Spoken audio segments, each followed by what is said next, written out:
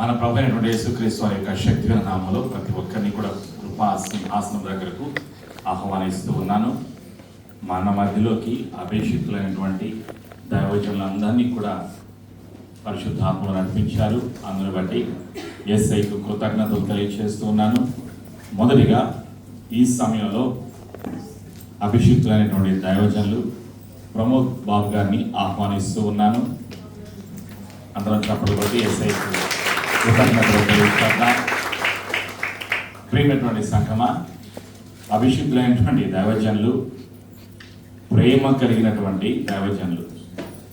వారితో కలిసి ఆఫ్రికా ఖండంలో కెన్యా దేశంలో దాదాపుగా వారం పైగా అక్కడ కలిసి ఉండి సువార్తను ప్రకటించడానికి, సంఘాలను బలపరచడానికి పరిశుద్ధాత్ముడు సహాయం దయచేశారు. వారితో పాటు ఇంకా మిగిలిన 6 సేవకులు కెన్యా ప్రాంతం రావడం జరిగింది. అక్కడ కలిసి ఒకే స్థలంలో ఒకే విల్లాలో ఉంటూ వంట చేసుకుంటూ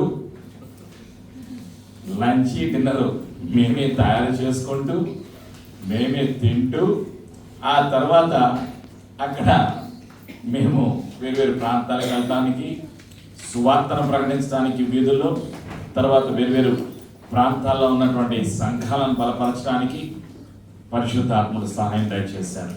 ప్రేమైనటువంటి సంఘం అందరి బట్టి యేసయ్యకు కృతజ్ఞతలు తెలియజేస్తూ ఉన్నాను. ఈ సమయంలో వారి యొక్క సాక్ష్యాన్ని, వాక్యాన్ని మనం వినడానికి సిద్ధపడదాం. యేసు ప్రభుల వారి శక్తిగల నామముల వారిని ప్రేమతో ఆహ్వానిస్తూ ఉన్నాను.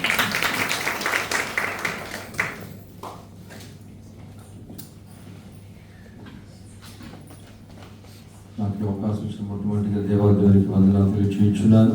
అట్లాగే మా యొక్క యూపీఎఫ్ మిషనరీ డైరెక్టర్ గారైన డాక్టర్ ప్రతిభారావు గారికి, అట్లాగే వారి సతీమణికి, పిల్లలకి, సంఘానికి, సంఘ పెద్దలకి కూడా ప్రత్యేకమైన వందనాలు తెలియజేస్తున్నాను. మరి సంఘ పెద్దలు నాకు ఇద్దరు తెలుసు. లాస్ట్ టైం వచ్చినప్పుడు మరి శేఖర్ గారు, మురళి గారు, అయితే మురళి గారి యొక్క వైఫ్ మరి చనిపోయారు. ఆ సమయంలో బాగా వర్షాలు ఉండటం వల్ల మేము మరి భూస్థాపితానికి రాలేకపోయి మాకు క్షమించమని మరి సమయంలో నాతోటి వచ్చిన మరి సేవకులు కూడా వందనాలు తెలియజేస్తున్నారు. గుంటూరు నుంచి వచ్చిన వాళ్ళందరికీ. ముఖ్యంగా ఈ యొక్క సమయంలో మనందరూ ఇట్లా ఉండడానికి కారణం ఇంకో వ్యక్తి ఉన్నారు. మనందరికీ తెలిసి లాస్ట్ టైం వచ్చిన మరి ఆచార్య బిబి రవి ప్రసాద్ అన్న గారు, వారికి కూడా ప్రత్యేకమైన వందనాలు తెలియజేస్తున్నారు.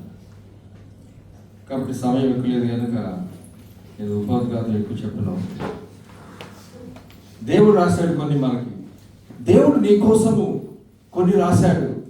నేను చెప్తున్నా, మీరందరూ కూడా దేవుడు రాశాడు, ఇంకేం పర్లేదు, మేము విశ్వాసులు అయిపోయామని మనం అనుకుంటున్నాం. నేను అంటున్నాను, సైతాన్ని కూడా నీ కోసం రాశాడు.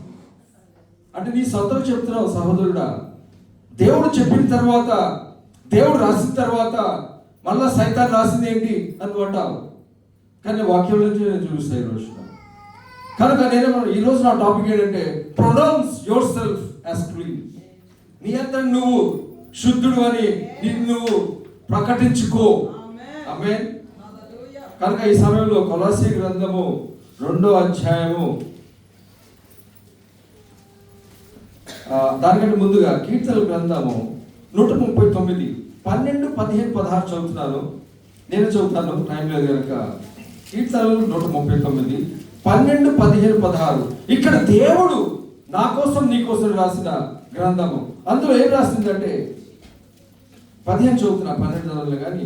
నేను రహస్యమందు పుట్టిన నాడు భూమి యొక్క అగాధ స్థలములలో విచిత్రముగా నిర్మింపబడిన నాడు నాకు కలిగిన ఎముకలను నీకు మరుగై ఉండలేదు.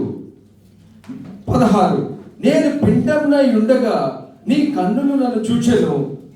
నియమింపబడిన దినములలో ఒకటైనను కాకమునిపే నా దినములన్నీ నీ గ్రంథములో లిఖితమాయెను. ఆమేన్. See, not even one day has passed when you came onto this earth. కానీ నీ గురించి దేవుడు ఒక గ్రంథము మొత్తం లిఖించాడు. ఇది ఎవరో మీ నాన్న రాసిన గ్రంథం కంటే గొప్పది. మీ నాన్న రాసిన వీలునామా కంటే గొప్పది. నేను కొన్ని వీలునామాలు చూశాను, 2-3 పేజీలు ఉండొచ్చు. ఒకవేళ మహాకోటీశ్వరుడు అయితే ఒక 30 పేజీలు ఉండొచ్చు. నేను కానీ ఈ రోజున దేవాది దేవుడు మీ నాన్న ఇందాక అద్భుతంగా ఆరాధించారు. వర్ణనాతీత భాషం గారు అక్కడ నాన్న అని పాడారు. ఆయన ఎవరు? నా నాన్న, మీ నాన్న. మీ నాన్న నీ కోసము ఎంత చెడ్డవాడువైనా నీ కోసము యాక్సిడెంట్స్ రాయడు. ఆమేన్. నీకు క్యాన్సర్ రాయడు, నీకు రోగాలు రాయడు. ఇది రాసిన సైతాను. మీకు తెలియట్లేదు అది. ఆయన రాసిన గ్రంథం ఒకటి ఉన్నది. ఇప్పుడు సైతాన్ రాసిన గ్రంథం ఎక్కడుంది? సైతాన్ రాస్తానే ఉంది నీ కోసం. నువ్వు ప్రార్థన చేయనప్పుడల్లా నువ్వు విశ్వాసమే, నువ్వు నమ్మి బాప్తిసం పొంది రక్షణ పొందావు, నువ్వు సేవ చేస్తున్నావు, నువ్వు నేను. కానీ మనం ఉండాల్సిన విధముగా హెవెన్స్ ప్రోటోకాల్ ప్రకారము మనం జీవించకపోతే నువ్వు నష్టపోతావు. సైతాన్ నీ కోసం రాస్తుంది. కానీ అది చూద్దాం ఒకసారి. కొలస్సీ గ్రంథం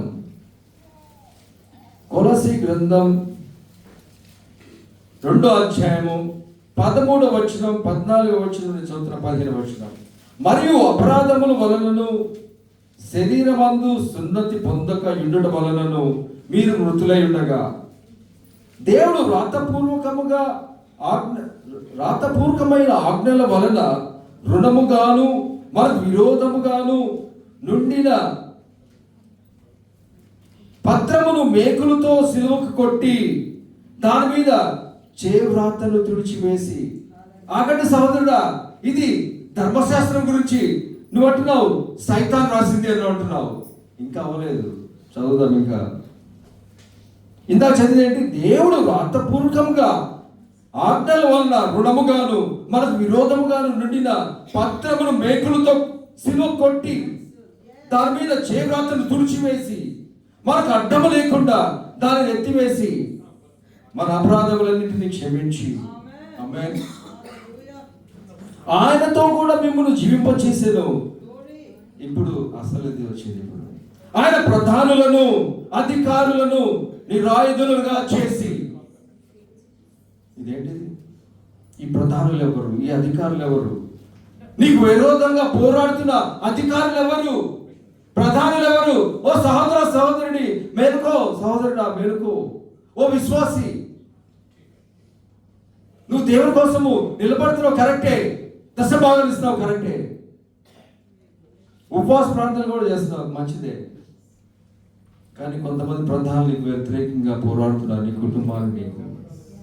నీకు ఇది సైతాన్ రాస్తూ ఉన్నది నీ కోసం. కనుక దేవుడు రాసిన గ్రంథం ఉన్నది, సైతాన్ రాసిన గ్రంథం ఉన్నది. ఇంకా చదువుతున్నాను మరొకసారి 15వ వచనం. ఆయనతో కూడా మిమ్మల్ని జీవింపచేసాను, ఆయన ప్రధానులను అధికారులను నిరాయుధులుగా చేసి. వావ్.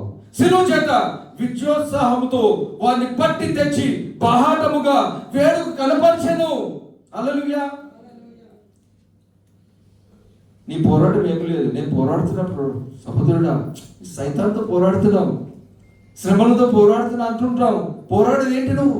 నువ్వు పోరాడేది ఏమీ లేదు. Everything is finished.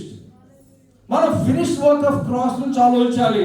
నువ్వు చేసేది ఏమీ లేదు, ఆల్రెడీ చేసి ముగించబడింది. అయితే ప్రశ్న ఏంటి ఇక్కడ? అయితే నాకు ఎందుకు కనపడట్లేదు? నేనంతా ఓడిపోతున్నాను, నాకు జయం రావట్లేదు, మరణం నన్ను మృంగి వేస్తుంది. నో, అది సైతాన్ రాస్తుంది, దేవుడు రాయలేదు. ఆయన గ్రంథంలో నీ చెడ్డ తండ్రి అయితే, నువ్వు తాగుబోతువైనా, నువ్వు తిరుగుబోతువైనా, నేను వ్యభిచారినైనా, నేను తాగుబోతునైనా, మా నాన్న మంచిదే రాస్తాడు నాకు. నేను మా నాన్న మాట వినలేదు, ఎందుకంటే నేను దేవుడి మాట వింటా అన్నాను. మా నాన్న నాస్తికుడు, తర్వాత మారాడు. ఆయనకు అంతగా ఆత్మీయ జ్ఞానం లేదు కనుక నేను చేసేది అర్థం కాక ఆయన పిచ్చి పిచ్చిగా అయిపోయాడు. పెళ్లి విషయంలో ఒక నిర్ణయం రాలేకపోతున్నాడు. దేవుని చిత్తం కాదంటున్నాను, ఏం చేయాలో అర్థం కావట్లేదు. సో ఆయన నీ ఇష్టం వదిలేశాడు. ఆయనే నాకు ఆస్తంత రాశాడు. ఆమేన్. ఆడపిల్ల కంటే ఎక్కువ రాశాడు, అది వేరే విషయం, మిగతా తర్వాత సంగతి. కనుక నా చెడ్డవాడయ్యండి మంచి తండ్రి తనకు వ్యతిరేకంగా కుమారుడికి శ్రేష్టమైన రాస్తే, నీ తండ్రి పరలోకంలో రాసిన గ్రంథం గురించి ఒక్కసారిగా సైతాన్ చెప్పిన మాటలు విని ఇవన్నీ నాకు రాశాడు శ్రమలు అని నువ్వు అనుకుంటున్నావు. ఇది తప్పు. ఆమేన్. ఆమేన్ అన్న వాళ్ళకి జరుగుతుంది. ఎందుకంటే ఇది నేను చెప్పట్లేదు, ఋషులు చెప్పారు, యూద ఋషులు చెప్పారు. యూదులు ఏమన్నారంటే ఆమేన్ అన్న వాళ్ళే గొప్పవాళ్ళు, ఆశీర్వదించే వాళ్ళ కంటే. ఇప్పుడు ఏంటో నేను చెప్పే ఆశీర్వాదం కంటే మీరు ఆమేన్ అన్నప్పుడు అంట, ఇక్కడ నేను ఆశీర్వాదం పలికినప్పుడు ఇక్కడే ఉంటుందంట. కానీ ఆమేన్ అనగానే దేవుడి దగ్గర చేరుతుంది. కనుక ఆమేన్ అంటే అవసరం. కాబట్టి ఇది నా కోసం కాదు, నన్ను ఎంకరేజ్ చేయడానికి కాదు, ఒక స్పీకర్ని ఎంకరేజ్ చేయడానికి కాదు. నీకోసం నువ్వు ఆమేన్ అనాలి, నీకోసం నువ్వు చేతులైతే ఆరాధించాలి, నీకోసం నువ్వు ఆయన ముందు నాట్యమాడాలి, నీకోసం నువ్వు డిక్లేర్ చేసుకోవాలి ఆయన హీల్డ్, ఆయన హీల్డ్. నా కోసం కాదు, ఆరాధికుల కోసం కాదు, పాస్టర్ గారి కోసం కాదు. కనుక నేనన్నాను, దేవుడు రాశాడు ఒక గ్రంథం, ఆ గ్రంథంలో ఒక్క పేజీ తెరబడిందా? మనం విశ్వాసంతో మాట్లాడుతున్నాం. నీ గ్రంథం నా గ్రంథం ఒక్క పేజీ అయినా తెరవబడిందా? తెరబడితే అది అసమాన్యంగా ఉంటుంది. ఈరోజు మనం ప్రార్థన చేసుకున్న, ప్రభువా నా గ్రంథం తెరవబడాలి, చదవబడాలి, ప్రతి పేజీ నెరవేర్చబడాలి. ఆలస్యం లేదు, ఇప్పటికైనా మొదలు పెట్టచ్చు, ఇప్పటికైనా ఆలస్యం లేదు. నాకు నా కొరకు రాసిన గ్రంథం ఒక్క పేజీనా తెరబడిందా? నువ్వు అన్యులకు చెప్పు సహోదరుడు అయింది అంటున్నావు. కాదు, నేను అన్యులతో మాట్లాడలేదు, మంచి విశ్వాసులకే చెప్తున్నాను. నాకు కూడా ఇది వర్తిస్తుంది. ఆయన గ్రంథం తెరవబడితే అసమాన్యంగా ఉంటుంది. కనుక మన గ్రంథాలు తెరబడుతున్నాయని నేస్తున్నాలో ప్రకటిస్తున్నా. ముందే చెప్పే కదా, we have pronounced ourselves as clean. నాకు ప్రవక్త లేడండి మా చుట్టూ చెప్పడానికి, మాకు ప్రవచించడానికి ఎవరు లేరండి, మాకు అట్లాంటి భక్తులు మా దగ్గర లేరండి, రవిమాడి గారికి లేరండి, తెజు తమస్ లేరండి, దినకరన్ గారు లేరండి. అవసరం లేదు. You are the prophet of your life. You are the prophet of your life. ఎందుకంటే దేవుడు అంత పవర్ ఇచ్చే ప్రతి బిలీవర్కి. నువ్వు ఎవరివి? రాజైన యాజక సమూహము. కాబట్టి నువ్వెవరు? నీ గురించి చెప్పుకోవడానికి ఏంటి ఆ హెడ్డింగ్ అని నువ్వు అంటున్నావా? I'm royal priesthood. I don't know about you, but I'm royal priesthood. నువ్వు నమ్మావు, దేవుడు నమ్మావు, నువ్వు విశ్వాసమయ్యావు, నువ్వు వాక్యాన్ని నమ్ముతున్నావా? నువ్వు రాజైన యాజక సమూహము. యాజకుడు ఏం చేస్తాడు? ఆశీర్వదిస్తాడు. నిన్ను ఎవరు ఆశీర్వదిస్తాడు? నువ్వు యాజకుడు. నీ పిల్లలు ఎవరు ఆశీర్వదిస్తాడు? నువ్వే ఆశీర్వదించుకోవాలి, నువ్వే పలకాలి, నువ్వే మాట్లాడాలి, నువ్వే ప్రార్థించాలి, నువ్వే గోచాడాలి. ఎవరి దగ్గర ఉంది ధనం అని ఎదుగుతున్నావు. ఒక అతను దంతమార పాస్ అయినా, కొంతమంది తెలిసి ఉండొచ్చు, టైం లేదని ఎవరో చెప్పాను. ఎవరి దగ్గర వరము, ఎవరి దగ్గర స్వస్థత, ఎవరి దగ్గర నాకు కావాల్సిన దాగిందని నువ్వు ఎదుగుతున్నావు. ఏంటా? నీ దగ్గరే ఉంది, నా దగ్గరే ఉంది. దంతమార పాసే. ఓ దొంగ వెతుకుతున్నాడు, దొంగ ఒక ధనవంతుడు ఎదుగుతున్నాడు. ఆయన ఎటుపోతే అటు వెళ్తున్నాడు, ఆయనతో పాటు ప్రయాణం చేస్తున్నాడు పాత రోజుల్లో. ఎందుకంటే ఆయన దగ్గర ధనం ఉందని ఈ దొంగకు తెలిసి ఆయనతో పాటు ప్రయాణికుల్లాగా వెళ్తున్నాడు. వెళ్తున్నప్పుడు హోటల్కి వెళ్ళాడు, ఈయన కూడా ఆ హోటల్కి వెళ్ళాడు. ఈ రోజు అంటే హోటల్, ఆ రోజుల్లో సత్రం అంటుంది. సత్రంలో పడుకున్నారు. చేపలు ఉన్నాయి అనుకోండి, చేపల మీద పడుకున్నారు. సో స్నానానికి వెళ్దాం అనుకున్నారు. సో ఈయనేమన్నా అంటే ఈ యొక్క ధనవంతుడు గమనించేశాడు, ఇతను ధనం కోసం వస్తున్నాడని. ఈయన ఏం చేశాడంటే, నేను స్నానం వెళ్ళొస్తాను, ముందు మీరు స్నానం వెళ్ళండి అని దొంగని అన్నాడు. సరే దొంగ అనుకున్నాడు, ఆహా స్నానం వెళ్తాడు, మొత్తం తీసుకుని వెళ్ళిపోవచ్చు అనుకున్నాడు. దొంగ స్నానం వెళ్ళంగానే ఈయన దగ్గర ధనవంతం తీసుకెళ్ళి దొంగ చేప కింద పెట్టాడు. దొంగ వచ్చాడు, దొంగ రంగాల్నే ఈయన స్నానం వెళ్ళాడు. ఈయన స్నానం వెళ్ళగానే ఈయన అబద్ధం వెతుకుతున్నాడు, కానీ ధనం దొరకట్లేదు. ఎందుకంటే ధనం ఆయన దగ్గరే ఉంది కనుక. కనుక నేను అంటున్నాను, ధనం మన దగ్గరే ఉంది, ఎక్కడ వెతకబాకండి. అంటే ఇది స్టోరీయే, కానీ దీనిలో కొద్దిగా నీతి ఉన్నది. ఈ రోజున నేను అంటున్నాను, నీకున్న వాళ్ళందరి గ్రంథాలు తెరవబడుగా, ప్రతి పేజీ తెరవబడుగాక, చదవబడుగాక. ఇక్కడ నుంచి మన యొక్క కుటుంబాల్లో ఈ యొక్క సిక్నెస్ అనేది వెళ్ళిపోగా. ఐ అగ్రీ విత్ పాస్టర్ గారు అండ్ అన్నగారు, ఇక్కడున్న వాళ్ళ శరీరాల నుంచి నొప్పులు మాయమవుతున్నాయి. I don't want to pray at all. నేను ప్రార్థన చేయాల్సిన అవసరం సిక్నెస్ అంటాను. ప్రతి శరీరంలోంచి రోగాలు వెళ్ళిపోతున్నాయి. ఎందుకంటే ఆయన ఉన్నాడు ఇక్కడ. ఇట్స్ నాట్ మై జాబ్, నా పని కాదు. దేవుడు మనం ఇన్వైట్ చేశాము. దేవుడు నీ రోగాన్ని తీసివేస్తున్నాడు ఈ సమయంలో. అంతే, మొక్కలు ఎప్పుడునే పోయి అంతే చూసుకోండి కావాలి. కనుక నేనేమంటా అంటే ప్రవక్తలు కంటారు. సౌలు మామూలు వ్యక్తి, సౌలు మామూలు వ్యక్తి. సమయాలు అభిషేకించిన తర్వాత అతడు ప్రవక్తల వంటి వాడి ప్రవచించాడు. ఆమేన్. అట్లాగే సమయాలు దావీదును అభిషేకించాడు. దావీదు ప్రవచించాడు, ప్రవక్త అయ్యాడు. నేను అంటున్నాను, ఈ సంఘం అసమానమైన సంఘం ఇది. సింహాలు కంటే. ఆమేన్. నేను అంటున్నాను, ఇక్కడున్న అందరూ కూడా చిన్న సింహాలు, యూదోగోత్ర సింహంగా మీరు తయారవుతారు. ఎందుకంటే మీకున్న పాస్టర్ మామూలు పాస్టర్ గారు. నేను చెప్పాల్సిన అవసరం లేదు. మీకు నాకంటే మీకు ఎక్కువ తెలుసు. ఆయన కలిసిన కొన్ని రోజులకి నేను మిషనరీని అయ్యాను. నా జీవితంలో శాపం పోయింది, జస్ట్ నీడబడింది ఆయన. కానీ మీరు ఆయనతో జీవిస్తున్నారు, ఆయనతో నడుస్తున్నారు. నేను అనుకున్నా మీరు ఏంటో అనుకుంటారు. You are lions. From today you will see that. ఆయన గిఫ్ట్స్ అని మీకు ట్రాన్స్ఫర్ అయిపోయింది అంతే. కావాలంటే చూసుకోండి.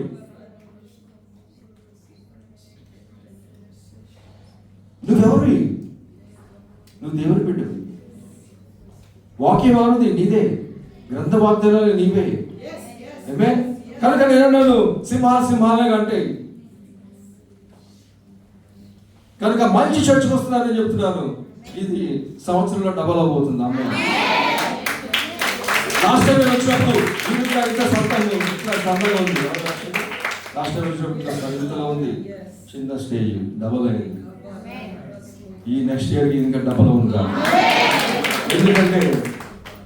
ఎందుకంటే ఇక్కడున్న పాస్టర్ గారిని బట్టి దేవుడు అది చేయక తప్పదు. He will do that. నేనే మిషనరీ అయ్యాను. ఆఫ్రికా అసలు అసాధ్యం, నా కళ్ళలో కూడా ఉంచలేదు. నేను దానికి అర్హుడిని కాదు. కనుక నేనేమంటే ఎక్స్పెక్టెన్సీ బ్రింగ్స్ మిరకల్స్. అందుకే నేను మీరు ఊహించకపోతే జరగదు. కనుక వినుడి ద్వారా విశ్వాసం వస్తుంది, చెప్పక తప్పదు. ఇది పొగడ్త కాదు. సాక్ష్యం చెప్పమన్నారు కంటే పొగడ్తనే చెప్పుకుంటా. నేను మా యొక్క సంఘంలో ఇదే మాట చెప్పాను. లయన్స్ కంటే అన్న కాసేపులోనే ఆ ముగిపోయే లోపలే ఒక వ్యక్తి దర్శనం వచ్చింది. అప్పటి వరకు తన కళ్ళు తెరవబడలేదు. ఆ వారంలో పిల్లలు ఎందుకంటే ఆ సంఘం చాలా చిన్నది, 20 మంది, హిందువులు, ముస్లిమ్స్, ఒకళ్ళిద్దరు బ్యాప్టిజం తీసుకున్నాడు. ఇంకా పిల్లలు వాళ్ళ ఇంటికి వెళ్ళి ప్రార్థన చేస్తే వాళ్ళ అమ్మలు హీల్ అవుతున్నారు. ముస్లిమ్స్ వాళ్ళ అమ్మ చెప్పలేదు, నేను ఎవరిని పూజించను, నేను ఎస్ఐని పూజిస్తాను. ఎవరు ప్రార్థన చేశారు? చిన్నపిల్లలు. ఇంకా చాలా ఉన్నాయి. మచ్చుకు చెప్పాను అంతే. అది సాక్షి చెప్పమన్నారు కాబట్టి, లేకపోతే నాకు అంత చెప్పడం నాకు ఇష్టం లేదు. కానీ నేనేమంటే మనమే ప్రొనౌన్స్ చేసుకోవాలి. చూడండి, మీ సంగతి మీకు తెలియట్లేదు. మీరు దేవుని బిడ్డలు. నువ్వు పాపం చేసావో నాకు తెలియదు, నువ్వు మీ భార్యను తిట్టావో నాకు తెలియదు, ఈ రోజున నువ్వు మీ యొక్క భర్తను తిట్టావో నాకు తెలియదు. కానీ నువ్వు దేవుని బిడ్డవి, అది మర్చిపోపా. కాబట్టి మనుషులు ఆలోచించినట్లు ఆలోచించబాకు, ఎప్పుడు దేవుని బిడ్డవి. కనుక దేవుని కృప పోదు.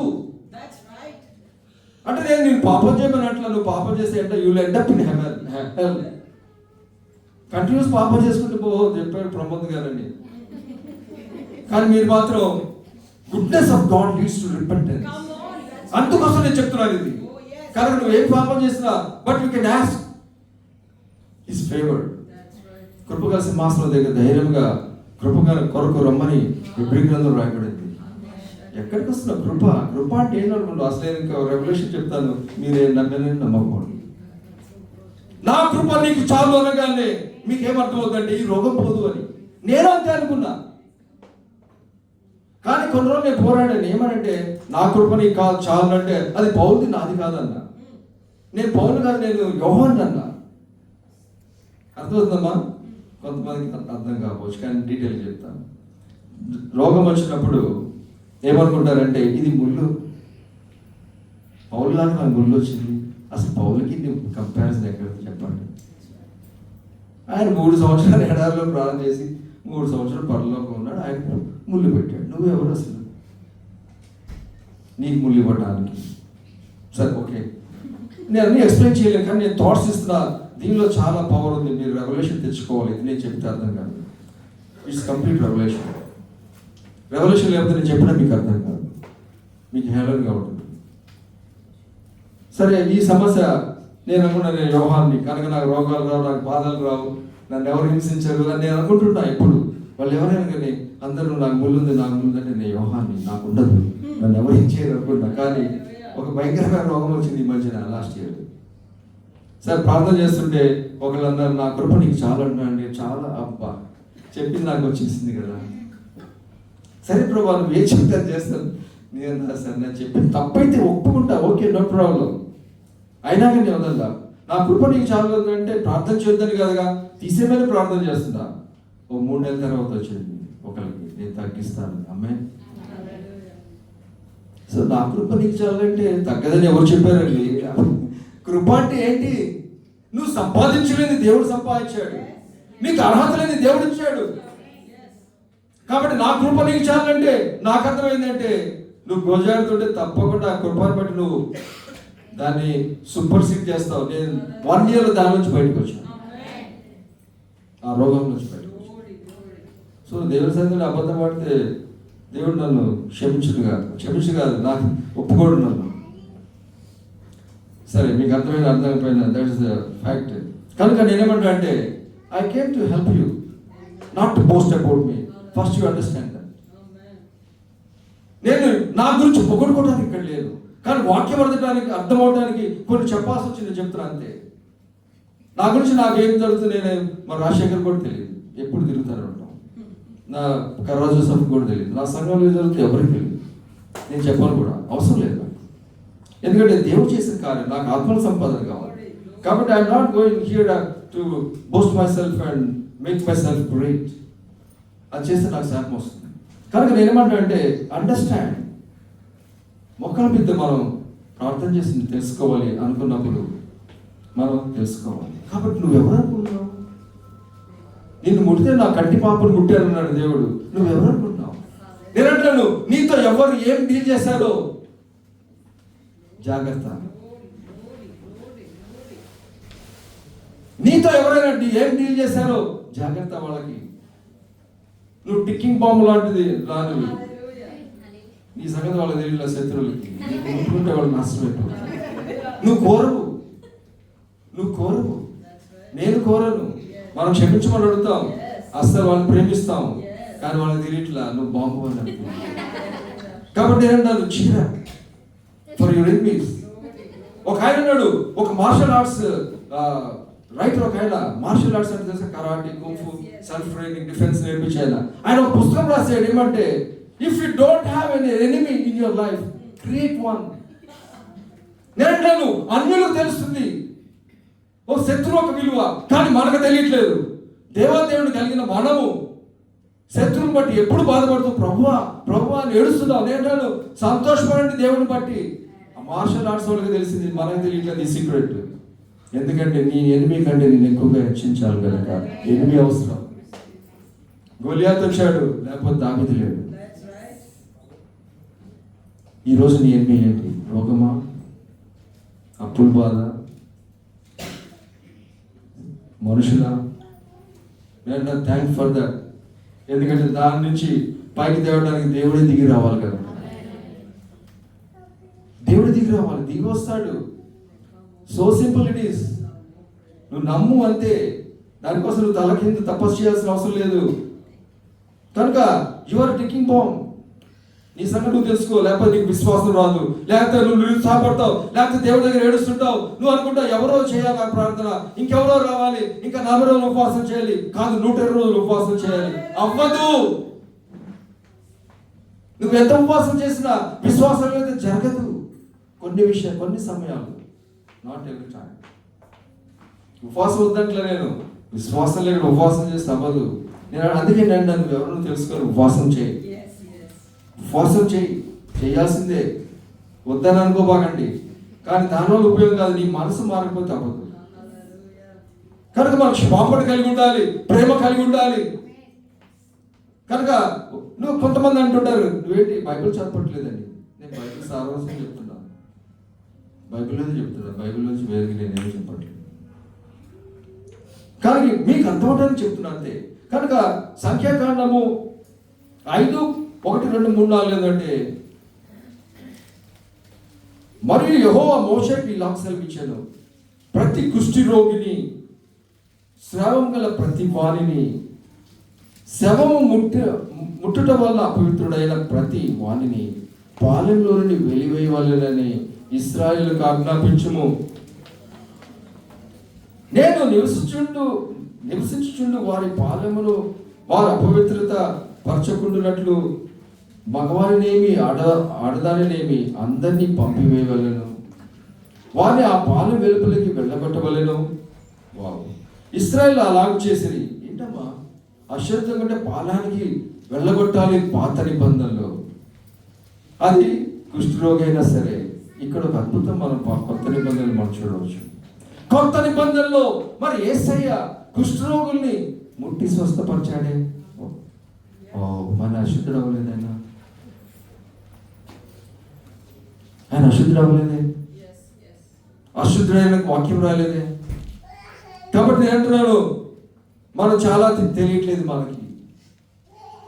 అందుకే ఒక ఫేమస్ భక్తుడు గుంటూరులో ఏమన్నారంటే, బైబిల్ టెక్స్ట్ బుక్ కాదు, నేను చదివితే అర్థమంటాను. చదివి నువ్వు నాలెడ్జ్ సంపాదిస్తే అర్థమేది కాదు.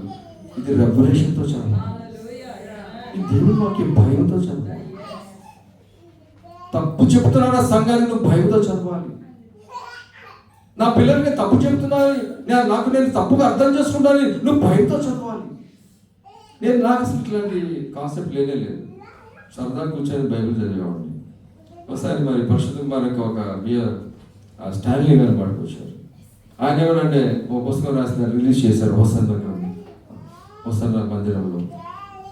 ఆయన ఏమనంటే, నేను మోకాళ్ళ మీద చదివిన ప్రతిసారి గొప్ప గొప్ప రెవల్యూషన్స్ వచ్చినాయంటే విన్నాను. నేను పాస్టర్ని, ఇంత వాక్యం చెప్తున్నా, కానీ అప్పుడు అది ట్రాష్ అనుకున్నాను. నేను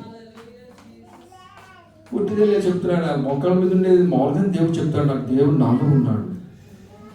కానీ తర్వాత అర్థమైంది ఆఫ్టర్ 2 years. కనుక నేను చెప్పినంత మాత్రాన మీకు అర్థమవుతుంది నేను అనుకోట్లా. It needs revolution. చెవి గలవాడు వినుగాక అంటే అందరికి చెవులు లేవు, విశ్వాసులకు కూడా, పాస్టర్స్ నాకు కూడా. నేను విన్నాను, ఆ లిలియన్ స్టార్ గారు చెప్పింది విన్నాను. మొక్కల మీద చదివితే నాకు బాగా అర్థమైంది వాక్యం. అంటే అవసరం లేదు, నాకు మొక్కల మీద చదవపైన అర్థమైంది అని అనుకున్నా కొన్ని నెలల వరకు. కనుక నేను చెప్పిన వాక్యం మీకు అర్థం కాకపోవచ్చు, కానీ ఒక దినాన మీరు నేను చెప్పినట్లుగా నేను ప్రమోద్ ఇట్లా చెప్పాడని మీరు చెప్తాను. అందుకోసం నేను చెప్తున్నాను. కనుక కొంత ధైర్యం చేసి చెప్తున్నాను. నా కృప నీకు చాలని ఇంతవరకు ఎవరు చెప్పలేదు, ప్రమోద్ ఒక్కడే చెప్పాడు అని అనుకుంటారని నేను చెప్పాలనుకోలేదు, కానీ ఎందుకు చెప్పాలనుకుని చెప్పేసాను. మీరు ఏమైనా అనుకోండి, how ever you receive it, I don't know. You need revolution of God from this. మీకు ప్రత్యక్షత కావాలి, ప్రత్యక్షత నుంచి వాక్యం వినాలి. ఇది టెక్స్ట్ బుక్ కాదు, నువ్వు దేవుని ప్రత్యక్షతలో నుంచి వినాలి. దేవుడు చెప్పాలి. ప్రతి ఒక్క నువ్వు ఎవరో చెప్పింది విని నాకు చెప్పొద్దు.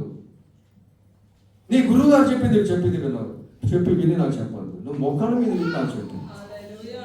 అట్లా నేను కూడా, నువ్వు కూడా నన్ను అంతేనా, నువ్వు చెప్పింది నాకు వద్దు, నాకు దేవుడు చెప్పాలి. అది చాలా మంచిది. కాబట్టి ఇక్కడ పాత నిబంధనలో నియమం వేరు, కొత్త నిబంధనలో నియమం వేరు. పాత నియమంలో అపవిత్రమేగా నువ్వు బయట ఉంచోవాలి, యాజకుడైనా సరే. కానీ కొత్త నిబంధనలు అది కాదమ్మా, అపవిత్రత నేను ముట్టదు.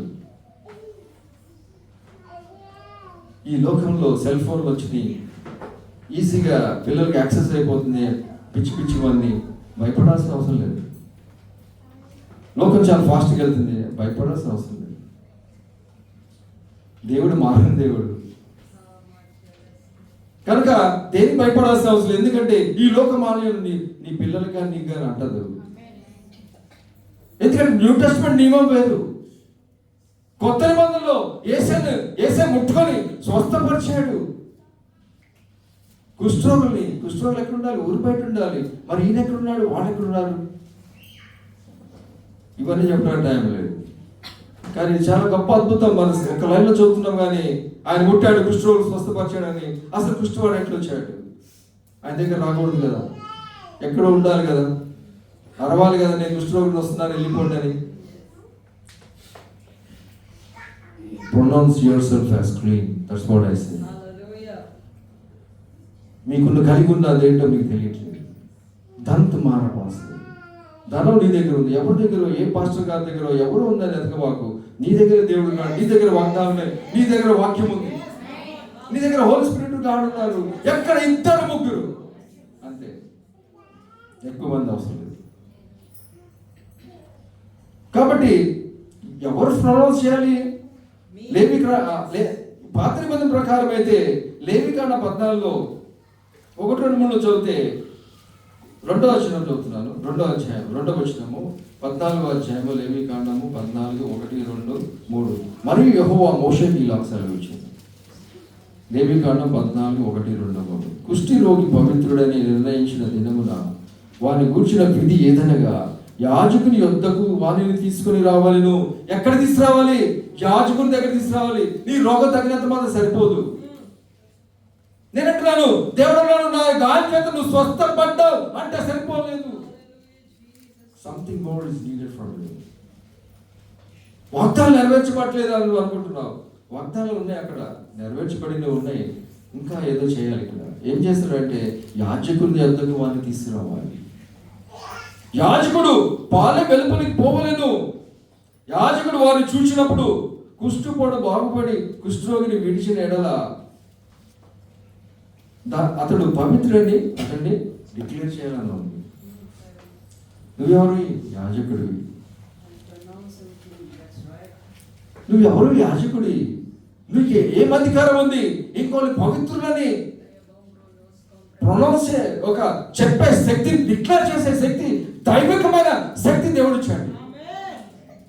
ఇది లోకానికి అర్థం కాదు. నీకు ఎంత పవర్ ఉందంటే నిన్ను శుద్ధుడు అని చెప్పుకోవడమే కాకుండా ఇతరులు కూడా శుద్ధి చేసే అధికారం ఇచ్చాడు. ఎక్కడ ఉంది సహోదరుడా? నువ్వు డైలాగ్స్ చెప్తున్నావు అనుకోవచ్చు. దేవుడు ఏమన్నాడు? ఇతర పాపాలని క్షమిస్తే నేను క్షమిస్తా అన్నాడు. విశ్వాసమైన శిష్యుడికి ఏం చెప్పాడు? ఈ పాపాలు, ఎవరు పాపాలు క్షమిస్తారో వారి పాపాలని క్షమించబడు. ఏంటి? అప్పుడు వచ్చాడు ఈ అధికారం. ఏ మత గ్రంథంలో ఉంది ఈ అధికారం? ఎంత ఆత్మీయ పవర్ ఉంది నీ దగ్గర. మరణకరమైంది. తాగితే నువ్వు చనిపోవు. ఇతర పాపాలు క్షమించే శక్తి ఉంది. ఏ మత గ్రంథం ఇచ్చింది నీకు ఈ పవర్? ఈ నాన్న, నిన్ను ప్రేమించే నీ నాన్న ఆయనలోని భాగంగా నిన్ను చేసుకొని ఆయనలాగా మాట్లాడే శక్తి నీకు ఇచ్చాడు. అందుకే pronounce yourself as healed. You pronounce yourself as successful husband and wife. కనుక ఎవరు వచ్చి చెప్పాల్సిన అవసరం లేదు. 12 ఏళ్ళు రక్తస్రావం గల స్త్రీ ముట్టుకుంటే అపవిత్రుడు అవ్వాలి యాజకుడు. కానీ ఈ యాజకుడు అపవిత్రుడు అవ్వలేదు. ఈ యాజకుడి నుంచి ప్రభావం వెళ్ళి ఆమెను శుద్ధి చేసింది. ఈ రోజు అంటున్నాను, నువ్వు దేనికి భయపడద్దు. ఈ లోక మాలిన్యాన్ని బట్టి భయపడద్దు. ఈ లోక భోగం బట్టి భయపడద్దు. ప్రభావం నీలోంచి వెళ్ళొద్ది. నిన్ను ఎప్పుడేం చేయలేడు. ఈ లోకం నిన్నేం చేయలేదు. ఈ లోక అపవిత్రత నిన్ను ముట్టుకోదు. ఈ లోకం, ఎందుకంటే నీలో ప్రభావం ఉందండి. నీలో యేసయ్య ఉన్నాడు, నీలో పరిశుద్ధాత్మ దేవుడు ఉన్నాడు, నీలో వాక్యం ఉంది. వాక్యం నిన్ను సరౌండ్ చేస్తుంది. నువ్వు మామూలు వ్యక్తి కాదు. కనుక ఈ సమయంలో మీ అందరూ కూడా ఈ గొప్ప వెలుగులో నడవాలని, ఈ ప్రత్యక్షతలో నడిచి మిమ్మల్ని మీరు స్వస్థపరుచుకొని, మిమ్మల్ని మీరు బాగు చేసుకొని, మీ కుటుంబాలు మీరు ఈ రోజు నుంచి గొప్ప ఆశీర్వాదాలు పొందుదురు గాక. ఈ యొక్క సంఘము ఆరోగ్యకరమైన సంఘం ఉండును గాక.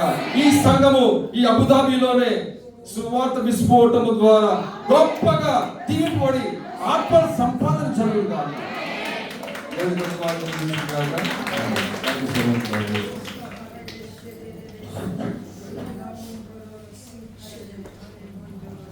అందరం కలిసి చేసినప్పుడు కృతజ్ఞతలు తెలియజేయాలి.